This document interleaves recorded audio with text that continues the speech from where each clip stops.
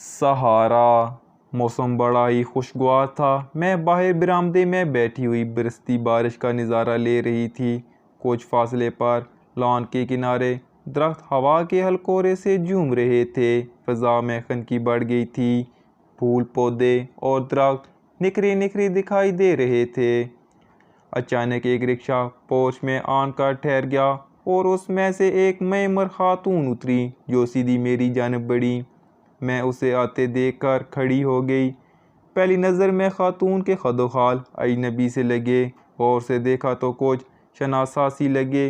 फिर मुझे याद आ गया इस्लामाबाद में कई साल पहले जहाँ मेरा घर था वहाँ खातून सामने रहती थी।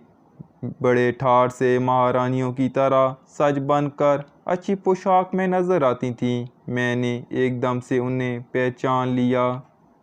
पहले मैं इसलिए नहीं पहचान सकी थी कि उनका होलिया, बल्कि पूरा हाल ही कुछ मुख्तलिफ नज़र आ रहा था। ओ खाला जान आइए। मैंने कुर्सी की जानब इशारा करते हुए उन्हें बिठा लिया और गौर से उनका मुरझाया हुआ चेहरा और मैली पोशाक को देखकर पूछा, खाला जी, बहुत अरसे के बाद आपको देख रही हूँ, खैरियत है? यूँ लगता है कि आप बीमार हैं। वो इल्तिजा भरी नज़रों से मुझे देखते हुए गोया हुई, बेटी, बड़ी मुश्किलों से तुम्हारा घर ढूंढा है। जैसा कि तुम जानती ही हो कि मैंने शौहर की वफ़ात के बाद अपने बेटे को अपनी मर्ज़ी से शादी करने की सज़ा देते हुए बहू समेत घर से निकाल दिया था। अपनी दोनों बेटियों के बहकावे में आकर ये सब कुछ किया था। बड़ी बेटी की शादी तो तुमने देख ही ली थी और छोटी बेटी, वो एक दिन मुझसे कहने लगी कि ये बंगला मेरे नाम कर दें ताकि भाई आपको तंग ना कर सके। बच्ची की अभी शादी नहीं हुई थी। मैंने सोचा चलो माँ बेटी दोनों इकट्ठी रहेंगी।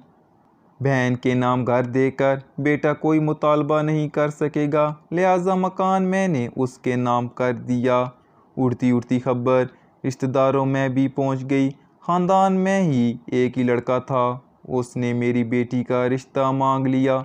इनकार की कोई माकूल वजह न थी, इसलिए मैंने हाँ कर दी।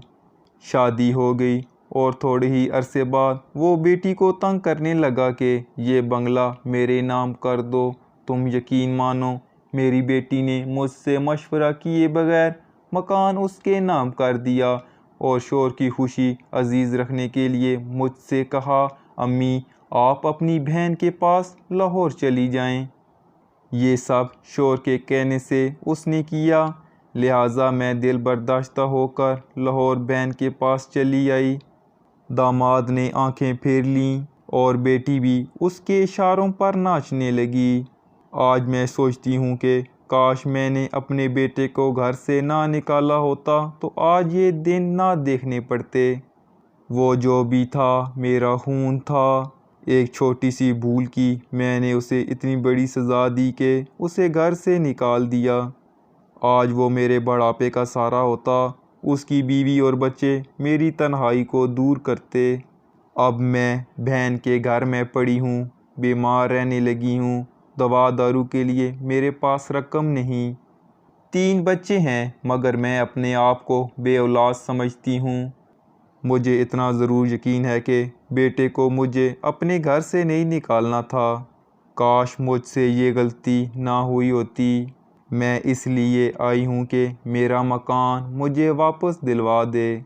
उसने दोनों हाथ जोड़कर कहा और मैंने देखा मूसलाधार बारिश की तरह उनकी आंखें भी बरसने लगीं। मैंने आगे बढ़कर उन्हें गले से लगा लिया। आंसू थमते नहीं थम रहे थे और मैं सोच रही थी लोग मुकाफ़ाते अमल का भी नहीं सोचते।